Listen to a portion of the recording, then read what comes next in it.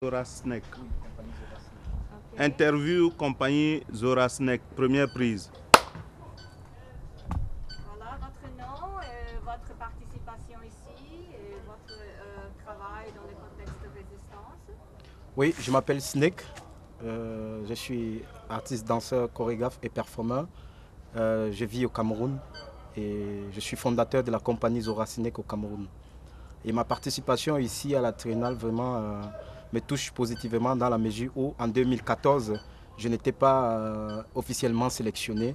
C'est par le biais de la résistance justement du travail que j'abats un peu dans l'Afrique et un peu en Europe et qui a motivé les organisateurs de la Triennale, de l'Institut français et du Burkina, Irenta Sambedo et Salia Sano, à me sélectionner pour cette Triennale 2016.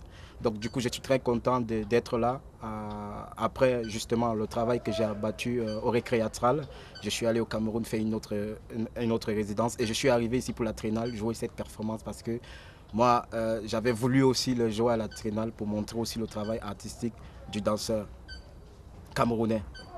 Et moi, je suis d'abord un artiste engagé qui essaye d'éveiller les consciences et de redonner espoir aux jeunes comme moi et de leur remotiver d'être des résistants parce qu'on a une génération qui va nous suivre aussi. Et la question phare que moi j'adore poser à mes frères jeunes, c'est quel sera le devenir, de notre continent si la génération qui va arriver après nous vient trouver un mauvais modèle.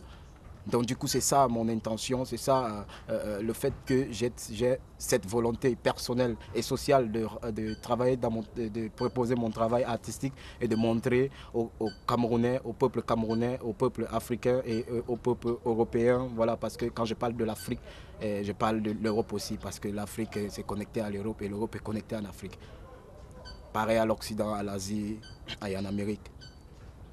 Et aussi connecté avec le Burkina, vous pouvez parler un peu comme toute l'Afrique, les événements ici au Burkina sont un reflet de ce qui se passe, de la résistance de la Oui, société civile. Oui, honnêtement, le Burkina influence beaucoup dans mon travail dans la mesure où je pense qu'ils sont, au-delà du fait ils sont reconnus mondialement comme le pays des hommes intègres, mais cela influence dans mon travail mon travail dans la mesure où ils réussissent à résister malgré toutes les tyrannies qu'ils trouvent en face et ils réussissent à sauver leur patrie.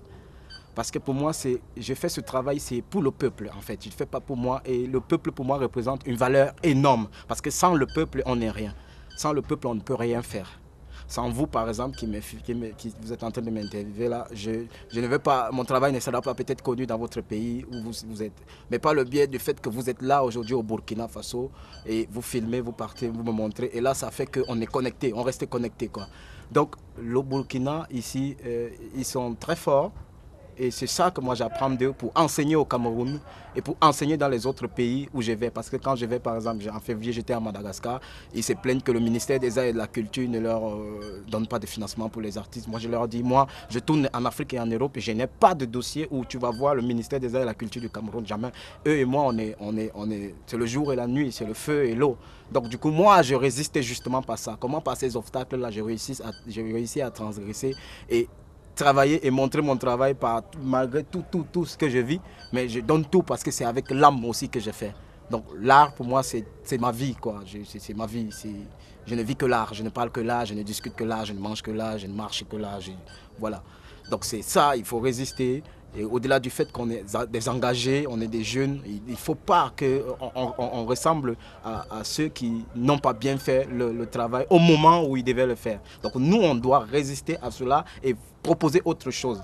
Proposer, non, voilà, on doit subsister même à la limite. C'est-à-dire qu'un artiste doit vivre de son art.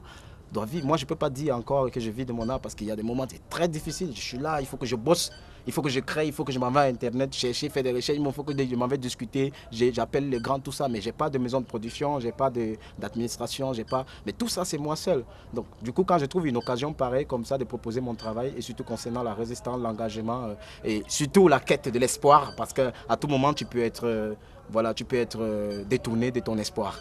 Donc, surtout, toujours à la quête de l'espoir. Donc, voilà, je pense qu'on va résister.